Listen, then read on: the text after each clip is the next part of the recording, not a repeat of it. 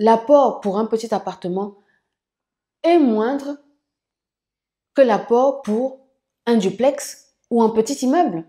Soyons réalistes. Je ne connais pas la fiscalité aux États-Unis. Mais soyez consciente d'une chose, c'est que les situations que explique Robert Kiyosaki dans son livre sont propres au système fiscal et bancaire américain. Ce n'est pas propre à l'Europe. Je suis d'ailleurs choquée qu'il puisse faire des formations en Europe. Ça me choque parce que les réalités en Europe ne sont pas les mêmes qu'aux États-Unis.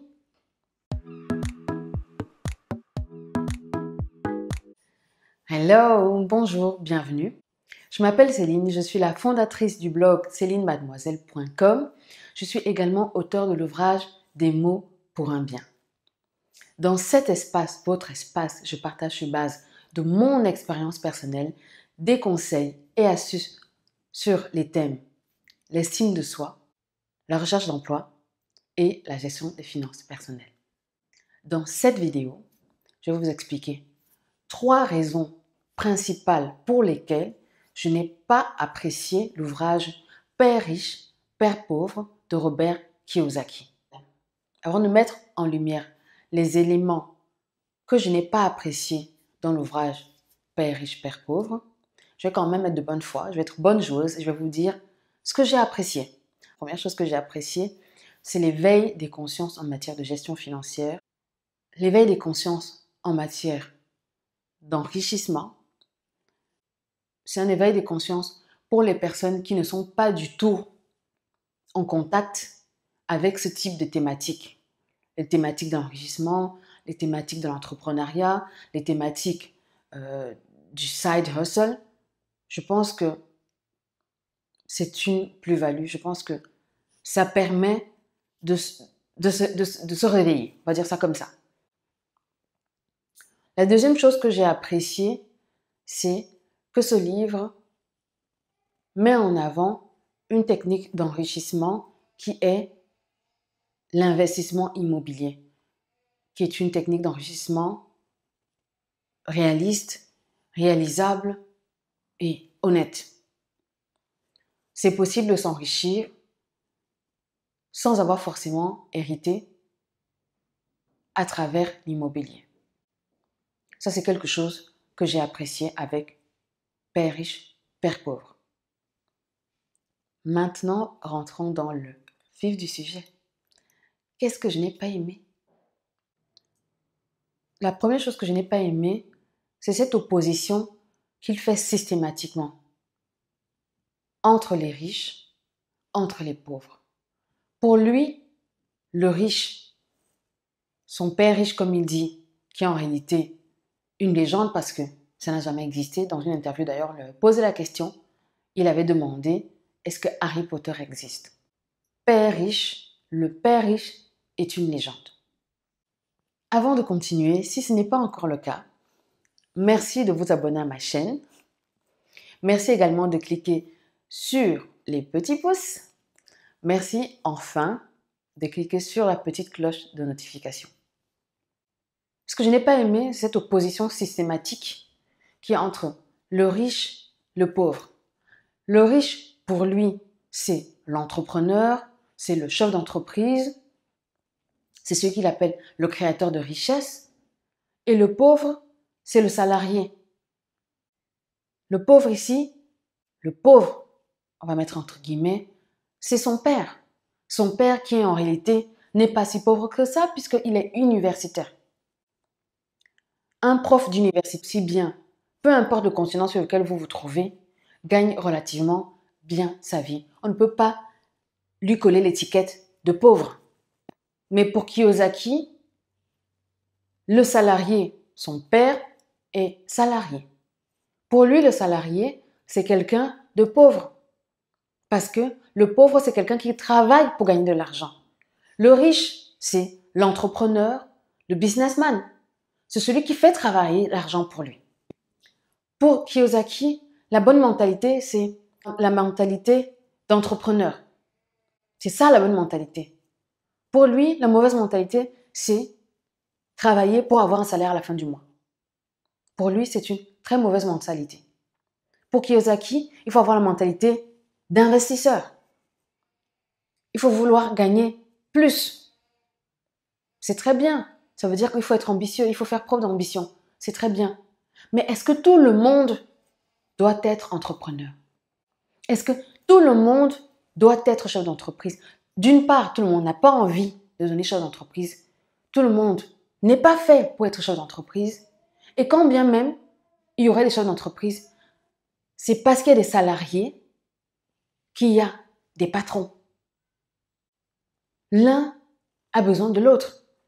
C'est bien beau de faire l'apologie de l'entrepreneuriat. Il faut que les businessmen, les entrepreneurs, puissent disposer de la ressource humaine. La ressource humaine, qui dit ressource humaine, dit salarié. Si on critique le statut de salarié d'un côté, comment les chefs d'entreprise vont pouvoir faire croître leurs entreprises si tout le monde aspire à devenir entrepreneur? Comment est-ce réaliste? Ça, c'est le premier élément que je n'ai pas du tout apprécié dans Père riche, Père pauvre. Il critique le statut de son père qui est salarié, professeur d'université. Il omet une chose, c'est que les enseignants, certes salariés, forment nos enfants et nos futurs enfants. Si tous les enseignants aspiraient à devenir entrepreneurs, qui formerait nos enfants? La deuxième chose que je n'ai pas aimée dans Père riche, Père pauvre, c'est qu'il fait l'apologie de la location. Il dit qu'il ne faut pas acheter une maison pour y vivre. Il faut acheter pour mettre en location afin que la location génère un revenu. Et s'il y a un surplus, c'est-à-dire que si le loyer est supérieur à la mensualité du crédit, vous avez un bonus que vous pouvez réinvestir. Très bien. Mais entre-temps, vous vivez où? Ça, c'est une question à laquelle il ne répond pas dans son livre. C'est très bien. Vous achetez un bien que vous mettez en location. Si vous avez de la chance, ce bien-là est remboursé par votre locataire. Mais entre-temps, vous vivez où? Il faut bien vivre quelque part. Vous allez vivre chez vos parents avec vos enfants? Vous allez vivre où? Pendant que ce bien est en location. Certaines personnes diront que j'ai pris un exemple un peu extrême. L'idéal, c'est d'acheter un duplex ou un petit immeuble dans lequel vous allez habiter et vous allez peut-être diviser un appartement en 2 studios que vous allez mettre en location. De telle sorte que les 2 studios qui seront mis en location vont pouvoir rembourser l'intégralité du crédit de l'immeuble ou du duplex dans lequel vous vivez. L'apport pour un petit appartement est moindre que l'apport pour un duplex ou un petit immeuble. Soyons réalistes. Je ne connais pas la fiscalité aux États-Unis. Mais soyez consciente d'une chose, c'est que les situations que explique Robert Kiyosaki dans son livre sont propres au système fiscal et bancaire américain. Ce n'est pas propre à l'Europe. Je suis d'ailleurs choquée qu'il puisse faire des formations en Europe. Ça me choque parce que les réalités en Europe ne sont pas les mêmes qu'aux États-Unis. La fiscalité en Europe n'est pas la même qu'aux États-Unis. La fiscalité en Belgique n'est pas la même qu'en France. Donc je suis un peu choquée qu'il y ait des gens qui se ruent pour aller payer des formations de Robert Kiyosaki, alors que ces personnes vivent en Europe. J'ai fait de la comptabilité, si vous en avez fait un peu, vous comprendrez. Je suis sûre que vous partagerez mon avis lorsque je dis que Kiyosaki, sa notion d'actif et de passif ne sont pas du tout correctes sur un point de vue purement comptable. Kiyosaki dit que la maison est un passif. Pour lui, une maison, ça coûte. Ça coûte, parce que ça ne, entre guillemets, pour lui, ça ne rapporte pas. Quelque part, Kiyosaki fustige le salarié qui achète sa maison pour y vivre. Il estime que c'est une perte d'argent. Sauf que, lorsque vous achetez votre maison, que vous y habitez pendant 20 ans, au bout de 20 ans, si votre crédit est sur 20 ans, après 20 ans, votre maison vous appartient. Après 20 ans, ce que vous gagnez dans votre travail, c'est du cash en plus. Ce sont des espèces sonnantes et trébuchantes qui vous permettent d'investir dans un second bien, d'investir dans un business. Entre-temps, vous avez un toit au-dessus de votre tête. Celui qui pendant 20 ans aura payé un loyer, après 20 ans, qu'est-ce qui se passe? Il aura enrichi un propriétaire. Après 20 ans, s'il a du bol, les affaires dans lesquelles il investit se déroulent bien, tant mieux pour lui. S'il est en bonne santé, tant mieux pour lui. Mais si au cours de ces 20 années, il lui arrive quelque chose, il décède, et qu'il a eu des enfants, qu'est-ce qui reste à ses enfants? Je ne comprends pas qu'on puisse décourager des gens de devenir propriétaires s'ils en ont l'opportunité. C'est quelque chose que je ne comprends pas. Et ce qu'il oublie aussi de préciser, c'est que lorsque vous êtes locataire, vous vous exposez au risque qu'un jour, le propriétaire du bien que vous louez le revende.